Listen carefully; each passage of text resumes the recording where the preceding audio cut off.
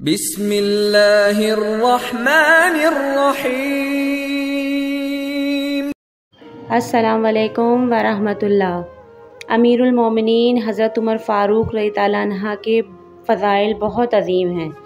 حضور اقدس صلی اللہ علیہ وآلہ وسلم نے فرمایا کہ اللہ جل شانہ نے حق بات کو عمر کی زبان اور دل میں رکھ دیا ہے۔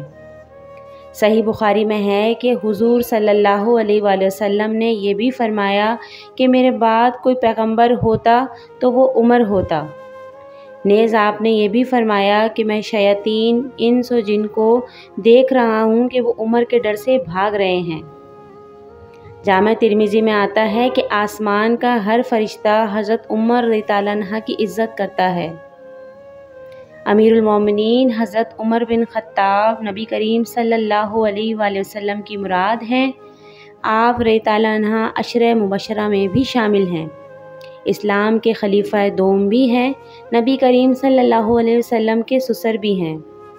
فاتح بیت المقدس بھی ہیں۔ آپ رضی اللہ عنہ ہجری کیلنڈر کے بانی بھی ہیں۔ آپ انصاف پسند حکمران تھے۔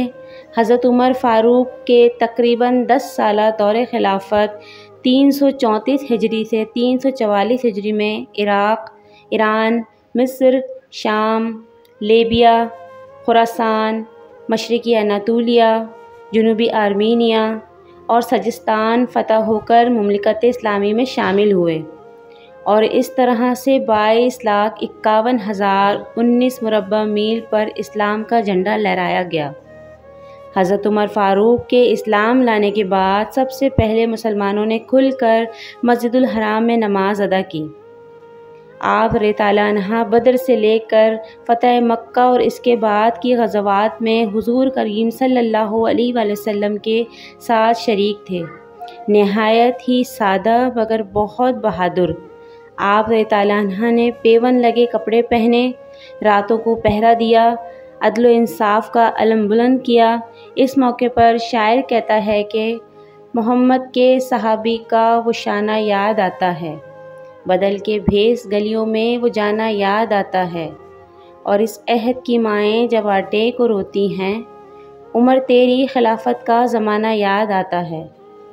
آپ رضی اللہ عنہ اتنے رحم دل تھے کہ خود سامان کی بوری اٹھایا کرتے اور اپنے غلام کو سوار کیا کرتے۔ حضرت عمر فاروق رضی اللہ عنہ وہ ہیں جن کی بہادری پر یہودی یہ کہنے پر مجبور ہو گئے کہ اگر عمر 10 برس اور حکومت کرتے تو پوری دنیا میں آقا کریم صلی اللہ علیہ وآلہ وسلم کا حکم نافذ کروا دیتے۔ وہ ایک آدھی دنیا کے حکمران تھے مگر سر کے نیچے اینٹ رکھ کر سوتے تھے۔ حضرت عمر فاروق کی عظمت پر لاکھوں سلام۔ یہ 27 ذی الحجہ سن 23 ہجری بدھ کا دن تھا جب عمر فاروق رضی اللہ عنہ مسجد نبوی میں نماز فجر کی امامت کروا رہے تھے۔ نماز کے دوران ابو لولو فروزی نامی مجوسی غلام نے زہر آلود خنجر سے خلیفہ دوم سیدنا امیر المومنین حضرت عمر فاروق پر 3 وار کیے اور آپ رضی اللہ عنہ زخمی ہو کر گر پڑے، اور پھر حضرت عبد الرحمن بن عوف نے نماز کی امامت کروائی۔ بخت قاتل نے مسجد سے بھاگتے ہوئے 13 کے قریب مسلمانوں پر وار کیے، جن میں سے 7 شہید ہو گئے، اور بعد میں اس بدبخت نے پکڑے جانے پر خودکشی کر لی۔ آپ رضی اللہ عنہ کو بے ہوشی کی حالت میں گھر لایا گیا۔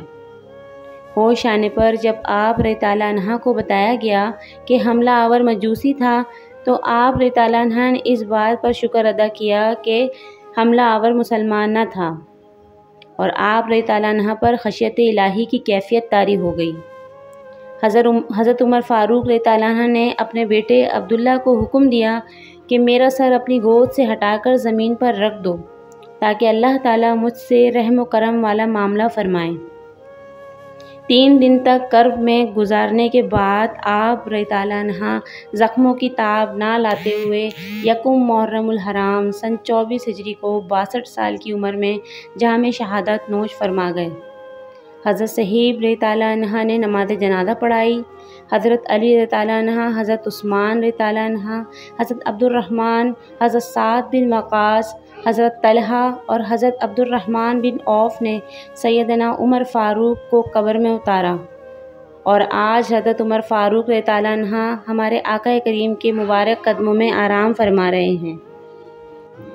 اے صاحب نظر اپنے دور پر کر نظر، بدن میں اپنے کر پیدا پھر سے روح عمر، صحابی ہو عمر جیسا، خلیفہ ہو عمر جیسا، جہاں پہ حکمرانی کا طریقہ ہو عمر جیسا۔ دوستوں، اگر یہ ویڈیو آپ کو اچھی لگی ہو تو اس کو آپ اپنے دوستوں کے ساتھ ضرور شیئر کیجیے۔ اپنا بہت خیال رکھیے گا۔ اگلی ویڈیو تک کے لیے مجھے اجازت دیجیے۔ السلام علیکم ورحمۃ اللہ۔